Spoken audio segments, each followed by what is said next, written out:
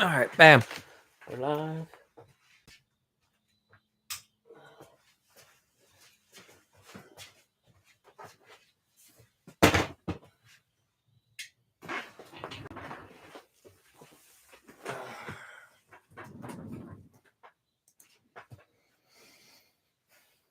Welcome. We're just getting started.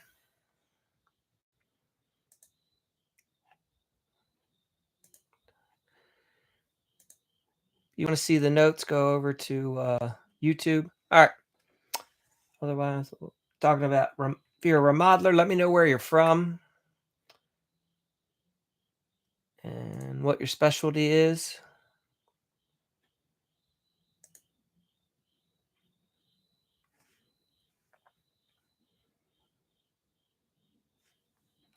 All right. Welcome. We'll get started. Team conflict happens a lot on job sites. Wherever you got guys, you got personalities, people are going to butt heads, right?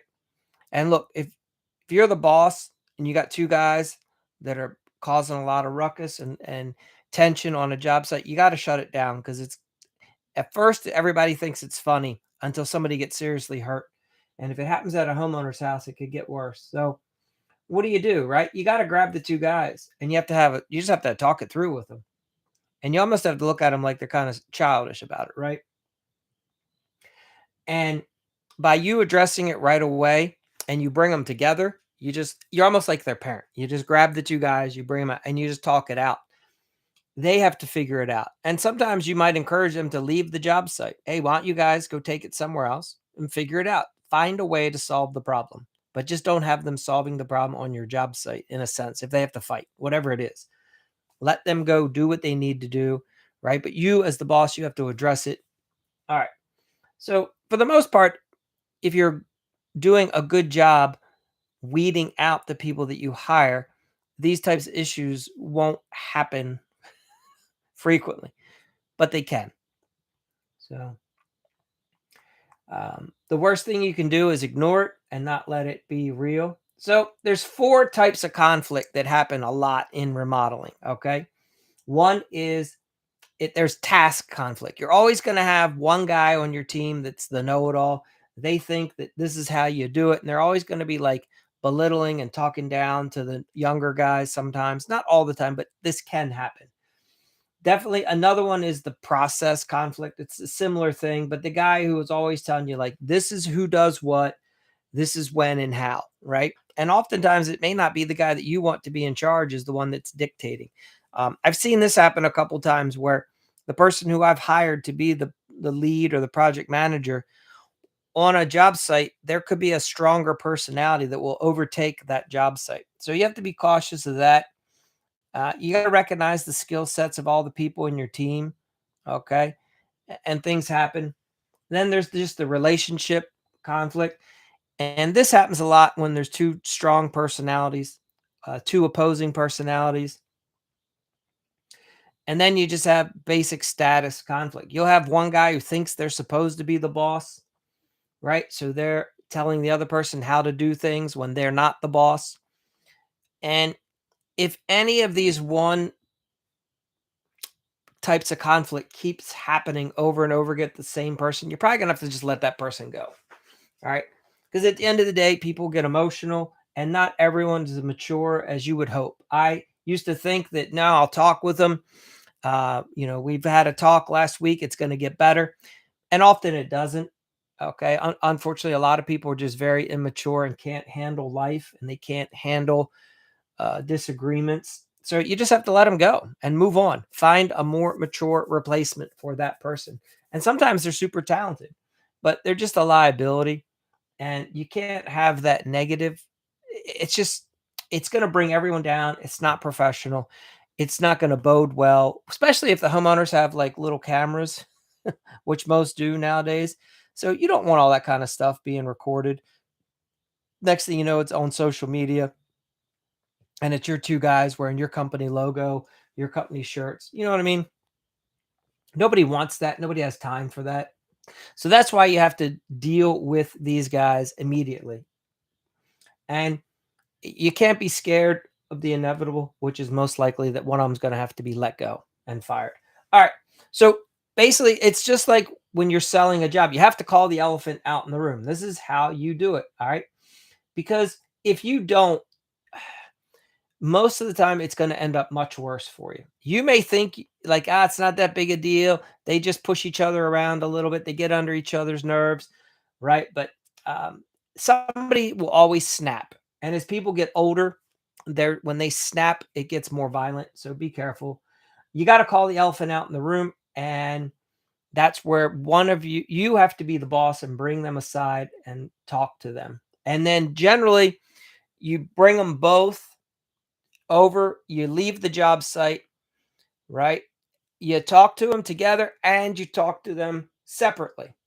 You let them both know like this ain't gonna fly here. You guys have to figure out a way to work it out. And then you want to get each side of the story, and hopefully one of them will become the more mature one, and that's the one you want to keep. Okay. In a perfect world, they figure out the problem and it doesn't persist. I've seen that a lot of times one guy just is not the right guy. I had one guy, he was older and he was real envious of young guys that were talented, and he would just give them a hard time. And I didn't recognize, or nor was I aware of what was happening 100% because I wasn't on the job site. And I couldn't understand why this one young guy wasn't super excited about attending anything that we wanted to do as a company. And finally, I just went and talked to him, and he's like, well, like, it's tough here. And I was like, what do you mean? And like, he let me know what the other gentleman was like on the job site. And I had no idea because the guy was never like that when I was there. Right. So you're going to have to realize that some of your guys, they will act one way when you're on site because you're the owner. And as soon as you leave, they'll be a total dick or ass to the younger guy on the job site. And sometimes it's really the only way you're going to know is by talking and having a good relationship with different employees on your team to figure that out. And it's frustrating as hell, because this young kid was actually way more talented than the old guy who was supervising him, and it really ruined a lot with that young kid. I wish I would have known earlier what an ass the old guy was because I would have let him go sooner, and I just wasn't aware. And sometimes you're just so busy that you need to be checking in with employees at times, right? And I wasn't able to do that.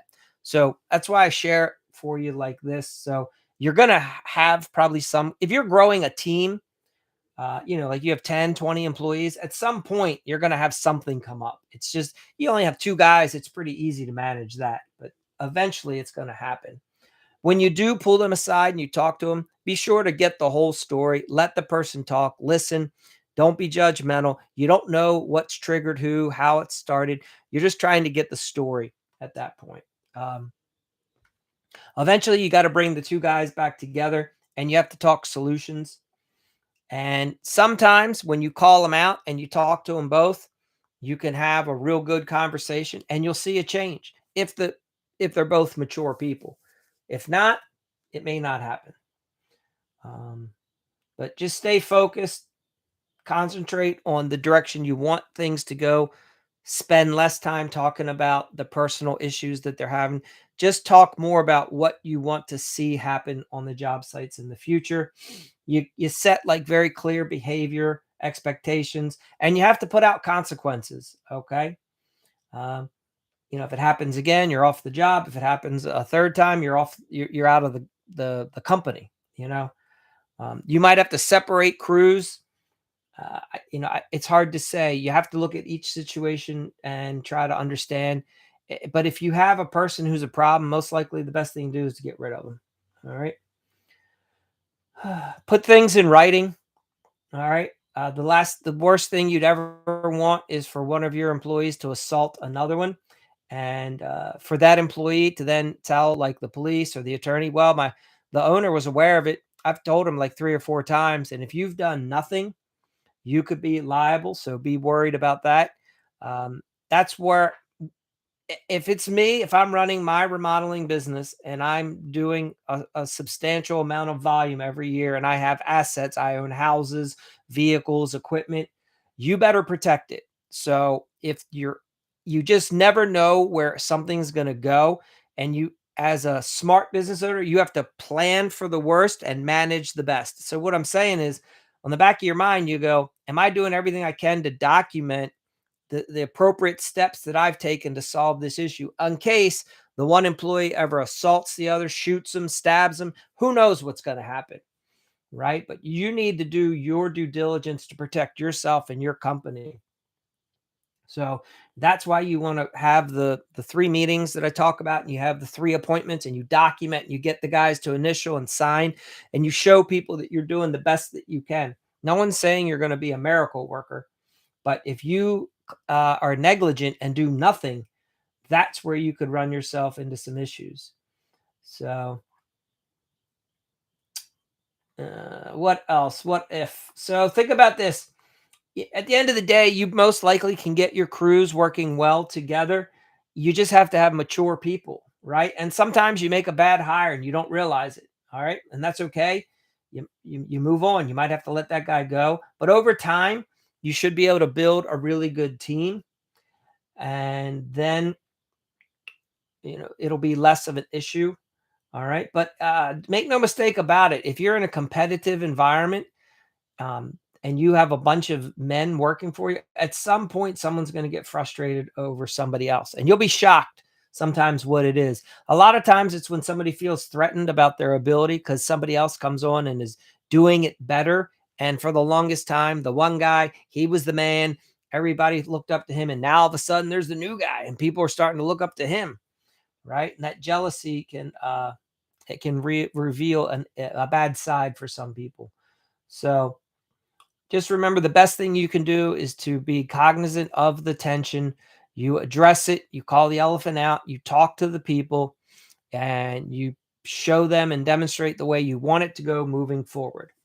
So that's the best way I have found to deal with conflict. Again, you document it, you address it, and eventually you're going to have to take action. They're either going to get better or you're going to have to let somebody go.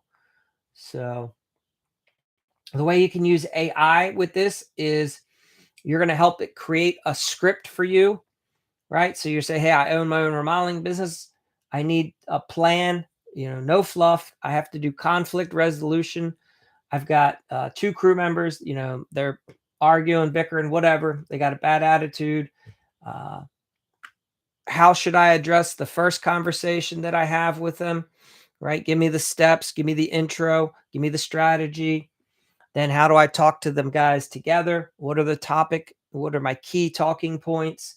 What behavioral expectations and consequences should I be looking at? How do I judge how they're receiving the message in the moment? You learn to read cues about people's facial expressions, body language, right? You want to see how people are taking the message.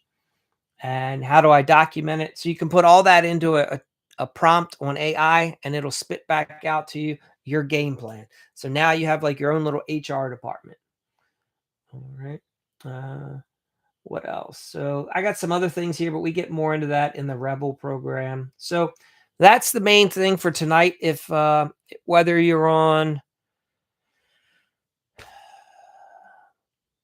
TikTok or YouTube, if you have any questions, just put it in the chat and we could talk about anything. Otherwise, don't have a lot for you tonight. So at the end of the day, people always respect a leader and somebody that takes action. That's why I tell you to not brush it under the table. That's the last thing you'll want to do is pretend it doesn't exist. So you're the boss. Do the hard things. It'll work out.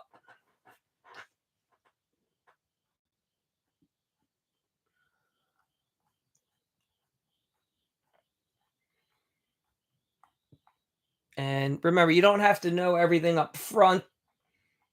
You just start the conversation with your guys. Yeah. So I pretty much addressed everything. This is pretty helpful here, this section. I'll leave that up for a minute. You can copy that. Um, At the end of the day, people are always looking to be led by someone, and so this may seem pretty simple, and may even you might even see like that's too basic, but you'll be shocked because remember this: when people get their emotions riled up, they don't use their logic, right? That's why people make dumb mistakes all the time because they're acting from an emotional state. They get triggered and they don't learn how to separate their feeling, so their feeling leads them to take action that they generally wouldn't want to when they look back on the situation, right? But in the heat, that's why they call it the heat of the moment, right? It takes a very emotionally mature person to be able to separate what they're feeling in the moment and then choose wisely as in regards to their action. Doesn't mean that the person's passive, doesn't mean that they're weak. It means that they have a very strong mind body connection and they're able to separate the two, right? So a lot of times, a lot of your prize fighters, a lot of these guys that do MMA, I mean, they're very good at separating mind and emotions, right? But when they're put to the test or they have the physical capability to cause harm. Yep, they're not going to just fly off the handle typically, unless there's other thing, maybe alcohol or steroids, other issues, then they can. So anyway, what kind of questions can we help address tonight? Hey, Jay Allen, good to see you. Um, David Herbishaw, anybody else?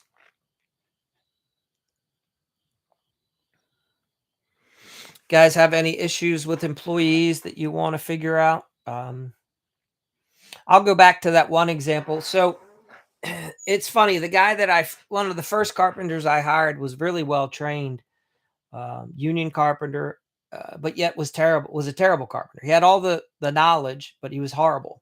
And I only worked with him on site for like a month or two, and he did his best to show me one side of his personality. But once I would leave the job site, man, he was just an ass, right? He would talk bad about me, the company, anything he could. He was just a very bitter, angry person, and he just couldn't get out of his own way. And I set him up with some nice things. Gave him, he was in charge of a couple good jobs, provided him with some good like helpers, and he just would treated them poorly. And it's very, I look back and it's one of the few situations where in life I wish I would have had a better sense of the situation because I would have. There's things, yeah. I mean, I kind of wanted to fight the guy myself, but I would have much rather fired that guy much earlier in the situation. I just wasn't aware of it, and it happens. So, you can't be on every job at every time, and often I would just be focused on, hey, is the homeowner happy? Is the job getting? Are we moving through the scope of work? Then that was what I was most focused on. And I wasn't checking in to see about other things that maybe could have been more aware of. So if you have multiple crews, and again, if you have to look for it, yeah, and see if maybe one guy's being or taking advantage, right? At the end of the day, none of your employees are slaves. So like the one guy shouldn't be everything they should be asking the other employees to do should be respectful, given within reason. It's not like we should be hazing the guys on a job site. You're just setting yourself up for lawsuits. It's all fun and games. I mean, I was in a fraternity. You play games, and the problem is, it's that fuck around, and find out, right? When you're running your business, you don't want that risk. Yeah. Hey, Jayon. You've got if you've invested if it's your license, your company name, your personal name on board, you in my opinion, you have a way too much at risk to be playing stupid games, hazing guys. Um, you know, I wouldn't play that game. You can, it's your business, treat it however you want. But for those of you that live in litigious states, here's the thing, and you should know this. If you live in America, there's no personal responsibility for the most part. Anytime something bad happens, the person that it happens to may not want to blame it on someone else, but the people that they surround themselves with most often will. Their family, whatever. It could be their spouse, their parent, somebody. If something bad happens to someone, the people around them want to blame everybody else other than maybe even the person who it was really maybe it was that person's own fault that it happened, but they will look to blame somebody. And if your company makes money and is doing well, most people want that money. They could have been your friend for a long time until something goes south. And so just be cautious. That's all. Just do the basic things to set yourself up so that you're protected. So that you don't want to make yourself an easy target to where you lose. There's a saying, the nice guys finish last, and there's a reason why. The system like is really set up to take from those that build something and give it to those that don't. So just be careful. So if you have employees and there's a tension, you got to address it. You got to be aware of it, and you got to try to shut it down as quick as you can to protect your business. All right. I mean, I don't know what else to say about it. Uh, I've only had like really one challenging guy like that over the years. So, but I've seen it a lot with other. So I will say this: we've had a couple subs that we had to let go because they had guys on their team that were there's a lot of animosity, a lot of arguing and fighting going on. So we just fire those subs and we move on. But fortunately, I haven't had to do a ton of that within my own companies, but it happens. But you got to be aware of it, especially if you got younger, immature guys. I can't. A lot of that should get filtered out during your interview process. But again, I don't. Some of you guys, I don't know what you're using for your interview process in the first place. So yeah. Anybody have any fun projects moving along?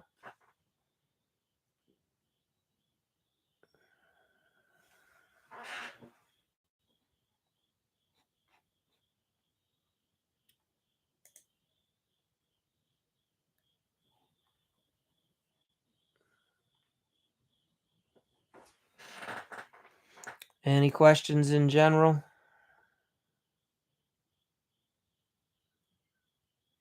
Ah, nice, Jay Allen. Very cool.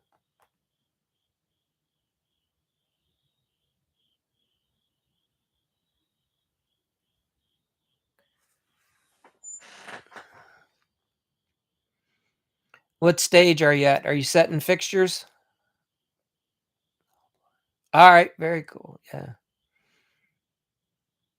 Yeah, so that's good. You have no leaks. Everything works. Hot water's on the right side, as they say. You know what I mean? Cold is cold, hot is hot. Very good. You don't have hot water coming through the toilets, all the good things. Mm.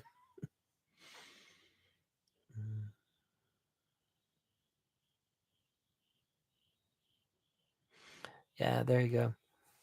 Yeah, what is one guy I work with a lot, the word is sizzle. You're right. You got to come back and put the sizzle on the steak.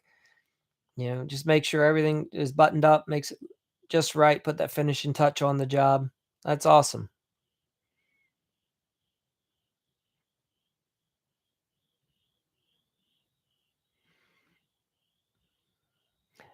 Give us some details. How many bedroom, how many bath? What was the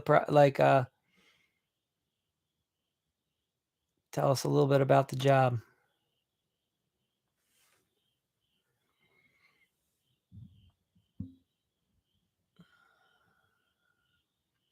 Okay. 3.5. Nice. So that's a good project. That keeps you busy for a while. Now you just make sure everybody pays up and get some nice after pictures to add to the portfolio.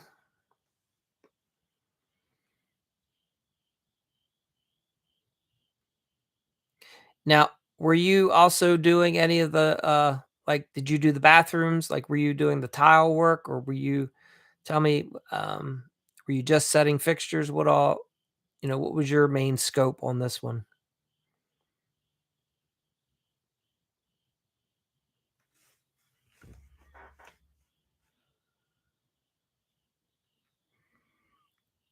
Okay, very cool. And what do you guys tell me what you're using right now for, running your supply lines? Are you using PEX? Do you do the Uponor style? How do you what is your, customer supplied the fixtures? Sure.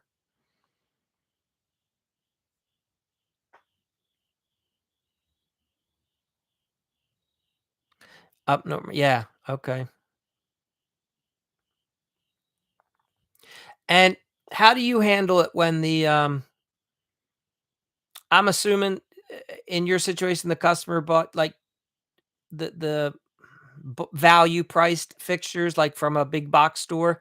How do you, handle do you give any warranty or no warranty when the homeowner's supplying stuff?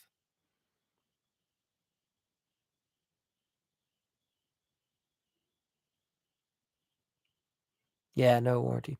Now let me ask you this, the plumbers we've worked with a lot, they actually seem to be able to get, in general, because of their volume, a lot better prices. So it often doesn't, and maybe this, sometimes doesn't it make more sense just to let you buy the materials, or is it too much, are the homeowners just too nitpicky when it comes to the faucets that you just don't wanna get involved?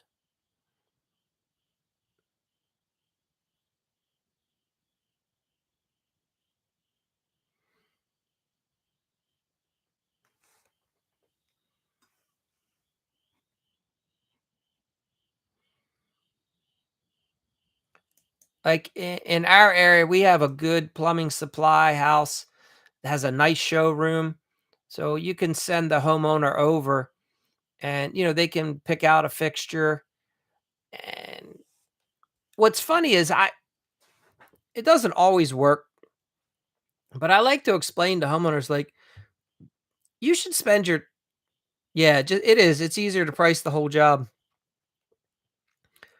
Some homeowners get funny about the littlest things, and it's like, "Look, Mr. and Miss Smith, all you gotta do is run up and pick out the fixtures, and don't get so worried and bogged down in whether this one's $20 more or $20 less."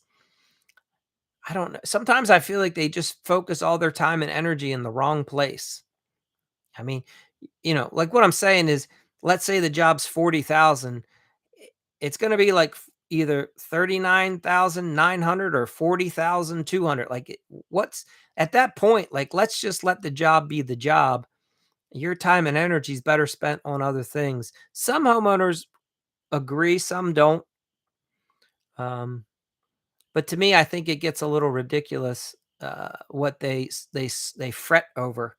You know, it's like, and I say this to a lot of business owners, and I mean it in a good way, but so many guys are spending all their time and energy trying to save a dollar when you should be learning how to sell $100. Like, folk, like, nobody saved their way to a millionaire. You learn, you have more success by learning how to be successful than trying to, like, nickel and dime your way there. I don't know. It's like it takes time and energy to do both.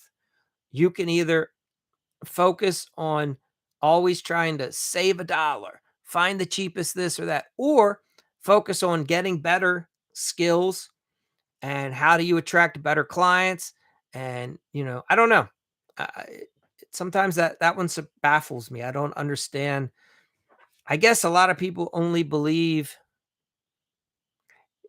sure, I can hear that. Yeah, but a lot of crap from Amazon is just junk, right? I mean, you're not getting, and so much of it is knockoff. You don't even know that you're getting, uh if you're, I don't know. You don't know that you're getting a good product. Like, there's so many nuances and details. I swear, like, the more I'm in the business, the more I recognize, like, it's best to just trust the professional. Like, when I go to a tile store, they can explain to me the differences, why this tile is this way and why that one's that way, and then you start realizing the stuff at Home Depots, the big box stores, it's not even sized properly. Like, the dimensions are off, right? The stuff's not uniform. That's why, so it gets really hard to do a good layout. The finish isn't the same. Whereas if you go to like a true tile store and buy good tile, you're getting a much better product just across the board. The same's with faucets. The same is true with toilets. They're just not overpriced to be overpriced. At least that's been my experience. I mean, when I pick up a faucet that I've gotten from the plumbing supply house, it weighs like several pounds more. All the fittings, everything in it is just much more solid, well built. And those faucets, like I have a couple rental units, that stuff lasts forever. Whereas the discount faucets, they don't even last 10 years anymore. Anyway, that's just been my experience. But I guess so many people think that cheap is cheap. Yeah. Right? Because it's too hard to be an expert in all the areas. Like, to me, you could show me 2 pieces of tile, and sometimes you'd have to explain to me why the one's better than the other. Now, I get it. Some salespeople are just telling you a story, but in general, if the person's just explaining to you the quality and the difference, and I get it. Like, everyone has budgets, right? Like, if this is an investment property or if it's your home, but I've seen what that discount tile, you try laying that discount tile down, you can't get the edges to work right because each tile is just a slightly different size, you know? It just doesn't give that same crisp, sharp look. Yeah,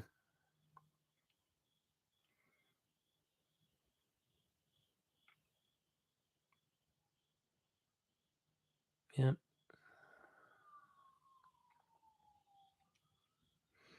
Yeah, I think it's one of the downsides to the industry right now is so many people. It's funny, I made that one silly video about contractors, you should supply the materials. And really, it was more about the fact that the contractor is the one who's knowledgeable on what's going into the house, and the homeowner should stay in their lane. And it's amazing how many people have like really taken one side or another to the extremes.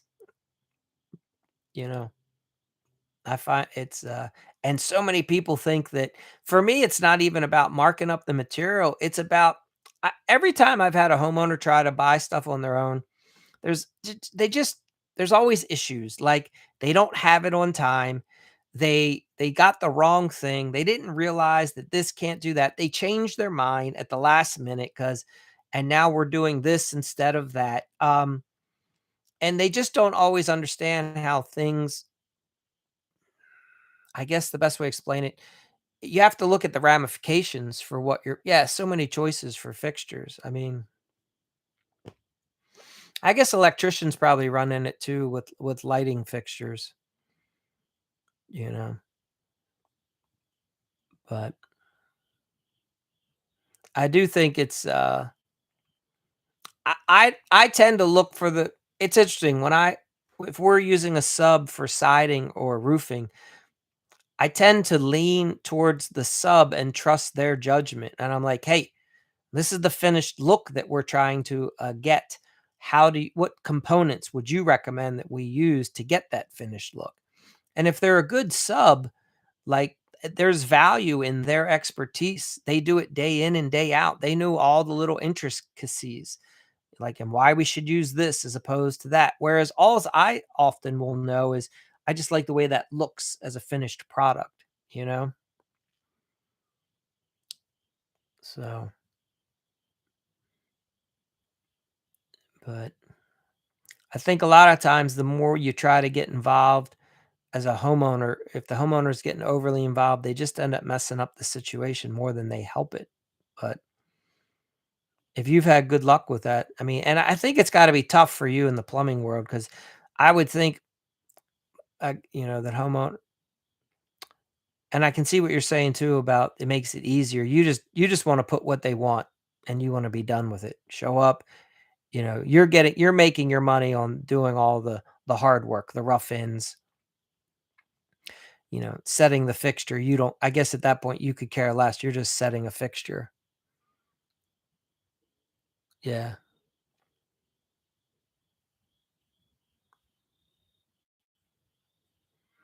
I mean, we've had homeowners bring the Home Depot they bought the faucet at Home Depot, and then it was somebody else returned it, and half the stuff's missing on the inside. I don't know. I get maybe we've just in our area, we've had bad luck that way. So, well, good. I'm glad it's, wrapping up for you and been a good project. That's awesome. Hopefully, you have some good photos. Yeah, and, hopefully, you can get some good referrals from it.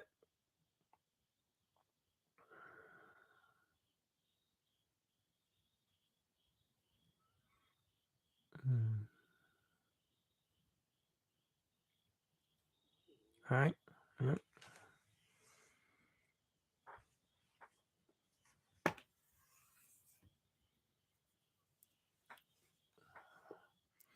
Hey, Bondo, congratulations. What state will you be getting your license?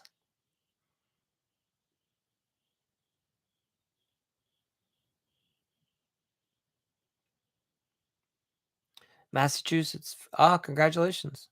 Now, are you gonna when you say builders, are you looking to build new homes, or is that also, gonna be so that you can work for homeowners and do renovation, remodeling, or like in our state, we call it home improvement.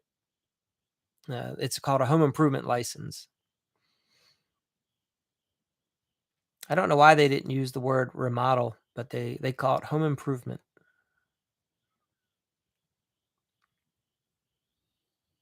Yeah. Yeah, I mean, if I would build a new home if you're capable of it. It's, um, I guess it depends on your expertise. Like once you do, okay, nice, very good. Yeah, I mean, I think a lot of it depends on who you're going to be working for. Like if you have a good homeowner and the projects in your area and you have the knowledge, then you just have to be careful when you step out of your main lane, right? Because there's a lot of unknowns in building. Look, there's a reason why a lot of builders go out of business every couple years. Home building is challenging. So is remodeling. If you don't know what you're doing, right? It looks easy on TV, is what I'm trying to say. So, I mean, little things like what if, is the prop do you have to get a well and septic? Is the property going to perk? What are the is it if it's waterfront, is it in the 100-year FEMA flood zone? I mean, my girlfriend and I are running through a ton of issues right now. I want to build a big garage shed and we can't even get the permit because we fall within the 100-year flood zone. Um, I mean, it's taken like 4 months just to get the permit approved.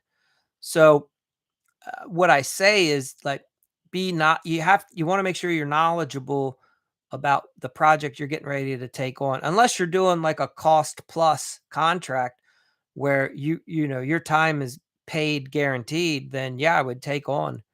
So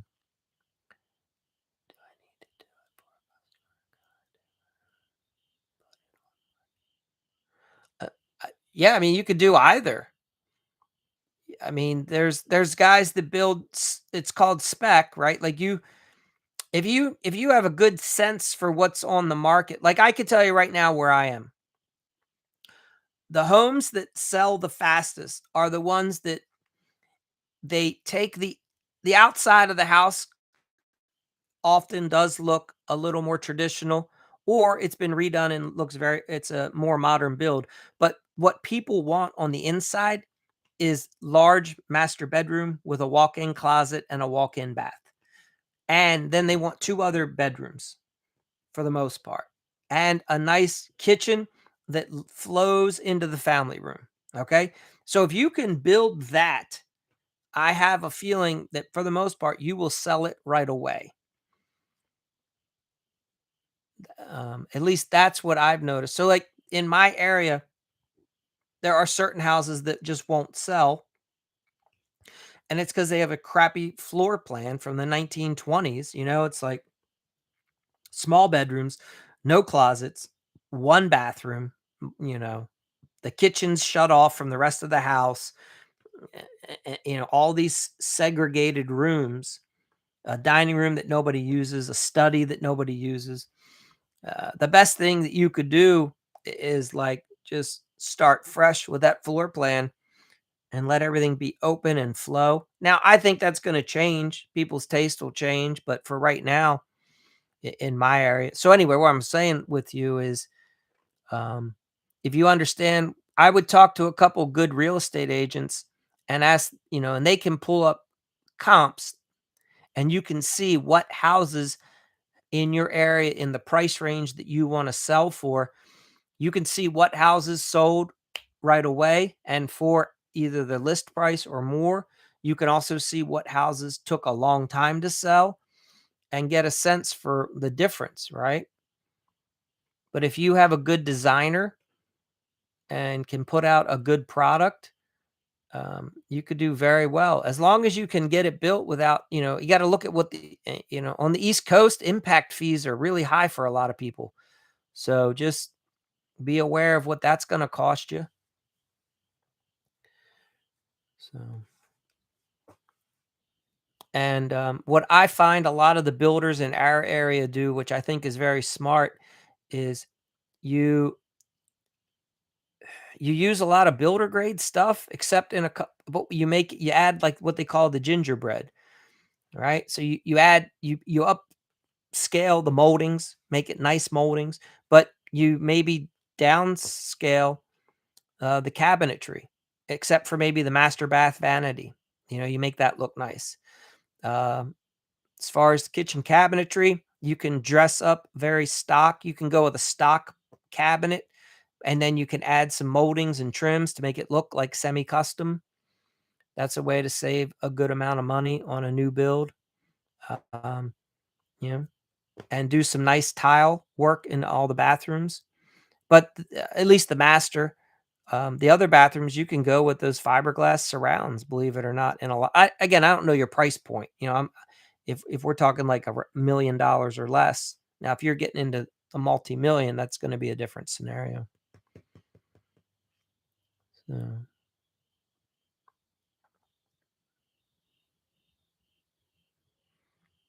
but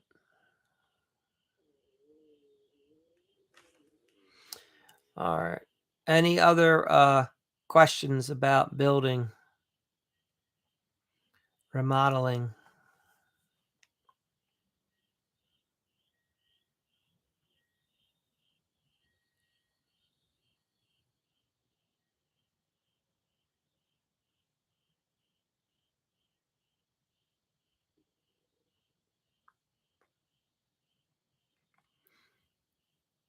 But yeah, if you're into real estate, if you're going to do like investment properties, definitely talk to a couple realtors and have them print out some comps for the area that like the zip code that you're going to be, if you found a lot or you found a house that you're going to get some comps and see what features were in the houses that sold right away. And you can start to see a trend or a pattern in the area. Um, and then that'll pretty much give you the indications of what you need to make yours look like so that it'll sell right away, problem free. Set the new high for the neighborhood, as they say.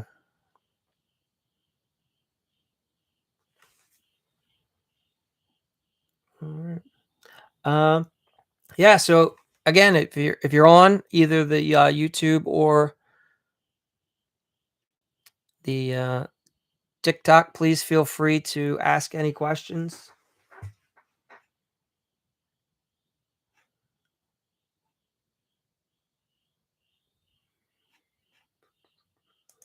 If you joined late, this was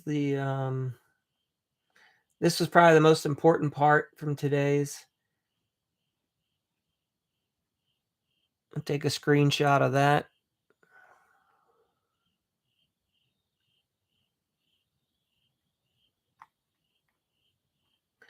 The 4 types of conflict, that's you can take a screenshot of that.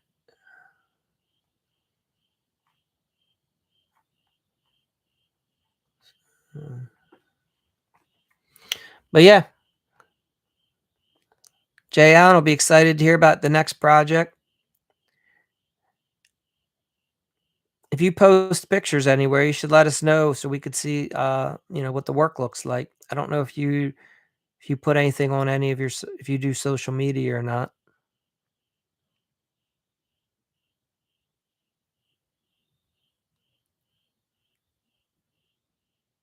Not yet. Okay. When you're ready. Yep.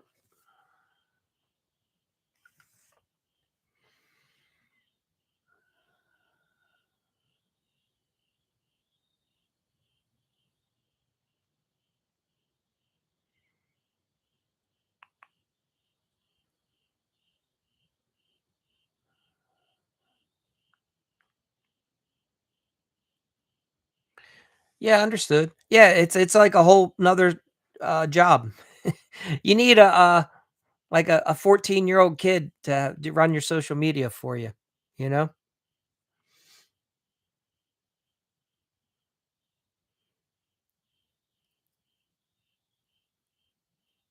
So, but I do get it. It's a lot.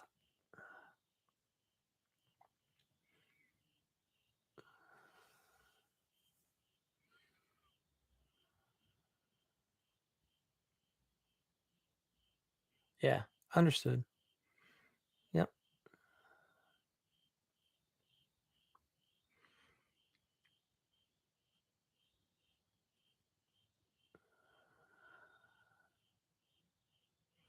Yeah, yeah, definitely like a little blog post for sure.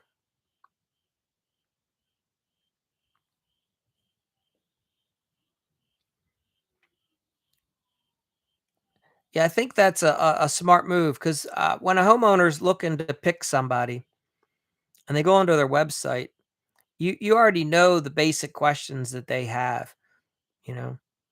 And if you can put an article or 2 that is, make a little guide, a little booklet, whatever, um, there's definitely good value in that. And then the homeowner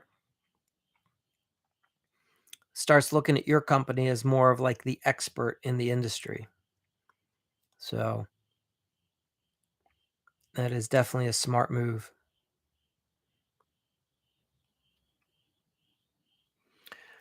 All right. All right, fellas. Well, I appreciate everybody tuning in. I'm refreshing my screen. I don't see any other questions coming up.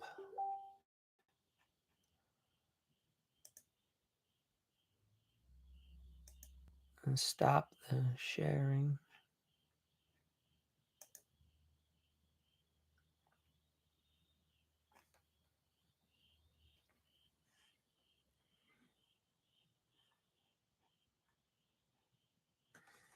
So, Jay Allen, as always, if you ever need assistance with anything, just reach out. Again, I appreciate the comments. I appreciate you tuning in. Thank you for just engaging in the conversation, and I appreciate you, you know, engaging with the other use viewers as well. So thank you.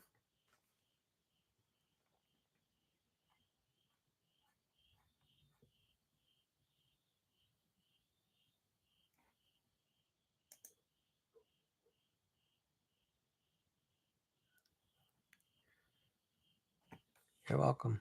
All right, very good. Yeah, it's side tip. I bought the Milwaukee kit that uh, for the Upanor fittings, so that I could make some small repairs uh, on certain jobs. Because, but not I'm not trying to run plumbing for a whole project, but oftentimes we'll need to come in and make a repair here and there.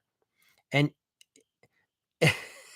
I laugh because the stuff just seems so flimsy. You can't imagine that's what works under all that pressure, you know? Especially when you compare it to, like, in my opinion, copper, having to sweat copper pipe, yeah, or even just gluing a CPVC joint together. But, yeah, it works for now as long as it lasts for the warranty. What it As a carpenter, we always say, "You can't see it from my house. Looks good here." So, absolutely. Alright, but very good. Yes, sir. Alright, guys, thanks again. Y'all have a good night, and, again, if you have any questions, just reach out. And if anybody has anything that they want a video ever on, if you're coming up against, any challenges in your business, any objections, whatever, just shoot me a message. I'd be happy to make you a video, and we'll go from there. So, all right, you guys all have a good night. Thank you.